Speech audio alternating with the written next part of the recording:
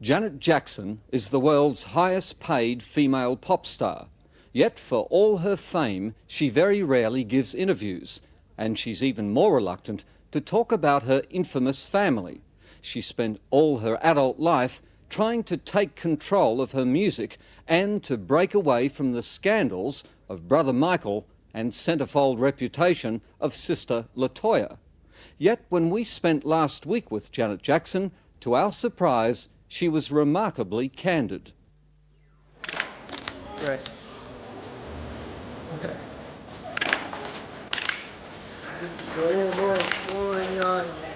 Janet Jackson is irresistibly likeable. One of the biggest stars in the world, yet she's still a natural, almost shy, except when she's performing. She was in Sydney shooting a Vogue cover. The designs are all Australian, but what will sell magazines is pure Janet, the queen of rock music's royal family. Do I feel normal? Yeah, I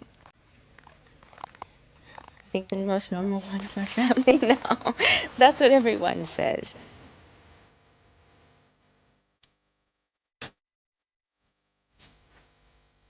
She has more gold singles than any other woman in music history.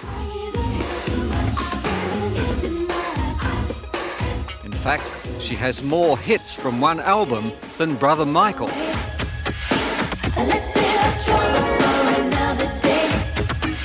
I bet he's not happy about you starting to knock his records off.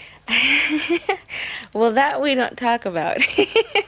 So there is competition. Well, Michael's very competitive too, but he actually, I spoke to him just like 2 days ago, and he's always wishing me the best. He really is, and telling me this and that, and kick butt and do this and do that. So he's very supportive, though he really is. Janet looks a lot like Michael, sounds a lot like Michael, and even shares some moves. But they toy with this. I hope this finally put to rest another rumor. Me and Janet really are two different people.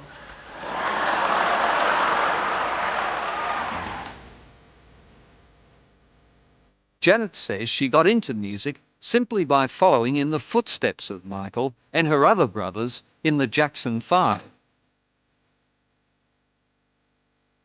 I didn't want to hang out with my sisters. They were boring. The nails and the hair and the makeup, and I didn't want to have anything to do with any of that. I was just strictly a tomboy, playing the drums when they were rehearsed for a tour, just getting in the way. But they never kicked me out. A lot of baby brothers and sisters always get kicked out of the room and the door slams behind them. They never treated me that way.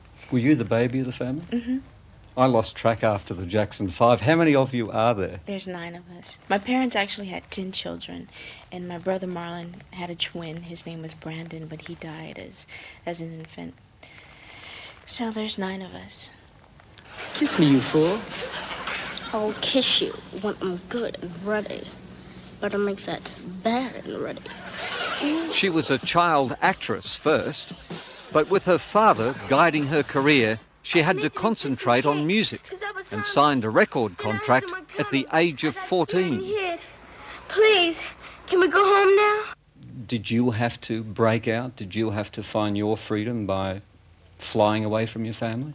Yes, and it was very difficult. I think the most difficult thing was my father managed me ever since I was 7 years old, ever since I started in this business. And to break away from that was the hardest thing to do.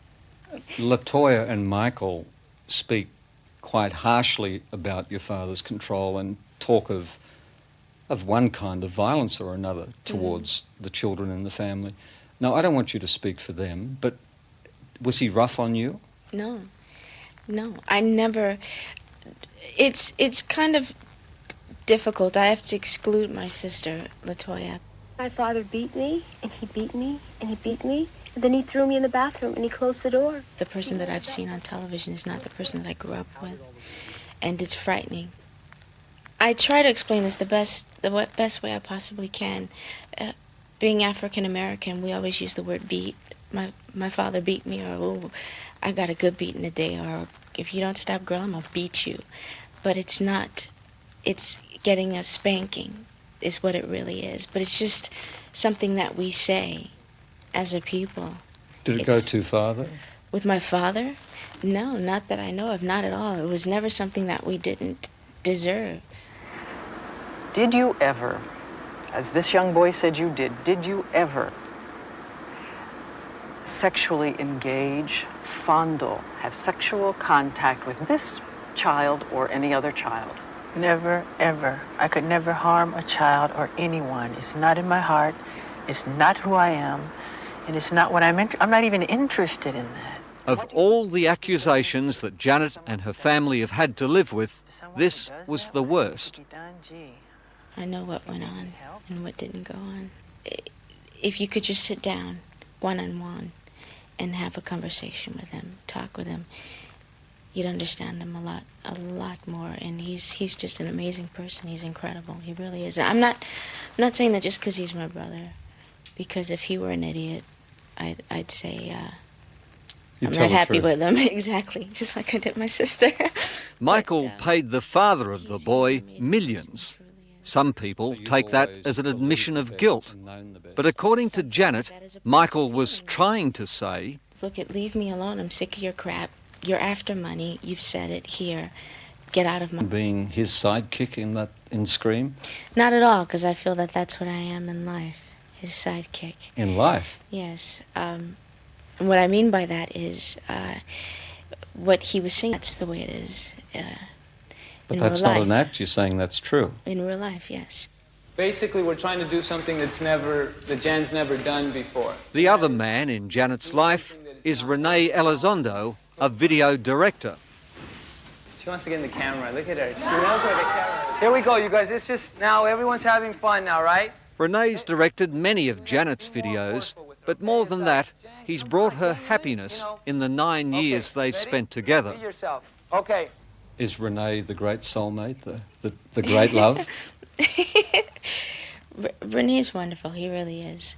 He's we're a team, and he definitely is my soulmate. Have you tied the knot? No, not yet. Someday, hopefully. I'm waiting for him to ask. Oh, come on, he must have asked. No, I'm waiting patiently. He must be tongue-tied. Well, I can untie his tongue if he just sticks it out.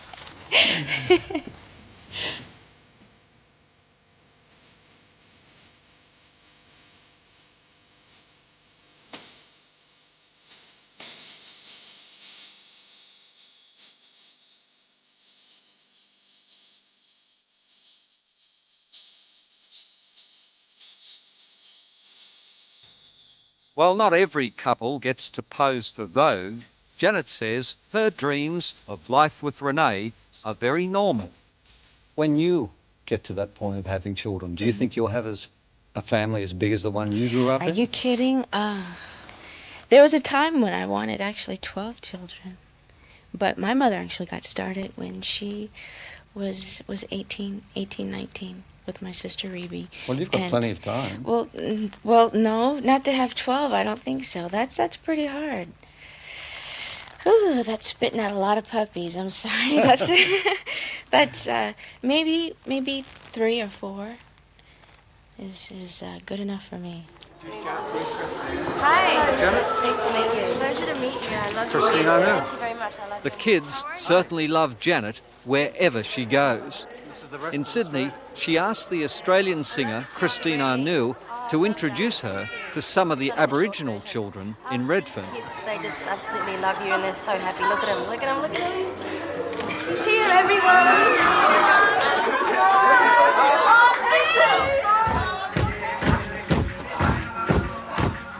I think it's important. I think whether you like it or not, you're a role model. You really are. And you have to do your part, your job. Without making a big show of it, Janet quietly handed over a cheque for $20,000 to support the Aboriginal Dance Theatre. She's very serious about equality. Was the success of your family a shield from the worst kind of racism and violence in America? Yes and no. It protected us when they knew who you were. Then we didn't experience it. But if they didn't recognize you off the bat, you experienced it. So if you went out with the cap pulled down over your eyes and baggy old jeans... Mm-hmm. You experience it. It's happened to me several times, even as an adult.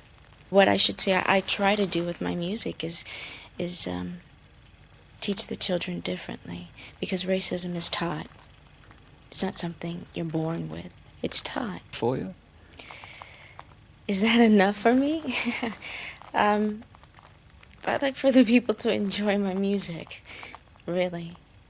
And more so than anything, for the kids to listen to the message. And I think it's important to have integrity, to keep that integrity. I'd rather have that and sell less than to sell a lot more and sell my soul. Millions of people, so thank you for your music and keep smiling. Sweet. Thank you very much. Thanks.